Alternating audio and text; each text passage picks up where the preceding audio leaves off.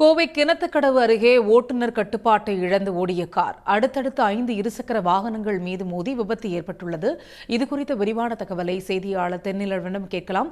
தென்னிலவன், இந்த விபத்தானது எப்பொழுது நடந்தது? விவரம் என்ன?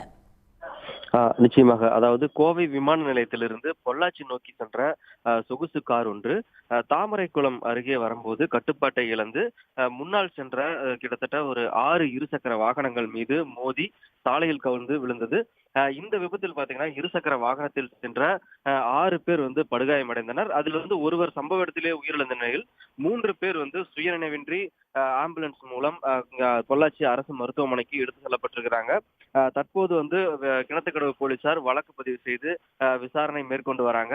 மேலும் பாத்தீங்கன்னா காலையிலிருந்து பொள்ளாச்சி கிணத்துக்கடவு சுற்றுவட்டார பகுதிகளில் பரவலாக மழை பெய்து வரக்கூடிய சூழல்ல இந்த விபத்து பாத்தீங்கன்னா, அதாவது கார் அதிவேகமாக வந்ததும் கட்டுப்பாட்டை இழந்து அந்த இருசக்கர வாகனங்கள் மீது மோதியதும் தெரிய வந்தது. தற்சமயம் ஒருவர் உயிரிழந்திருக்கிறார். மேலும் 3 பேர் சுயநினைவின்றி பொள்ளாச்சி அரசு மருத்துவமனையில் சிகிச்சை பெற்று வராங்க. அந்த கார் ஓட்டுநர் யார், அதே போல உயிரிழந்த நபர்கள் மற்றும் மருத்துவமனையில் அனுமதிக்கப்பட்டுள்ள நபர்கள் குறித்து போலீசார் தற்போது விசாரணை மேற்கொண்டு வராங்க.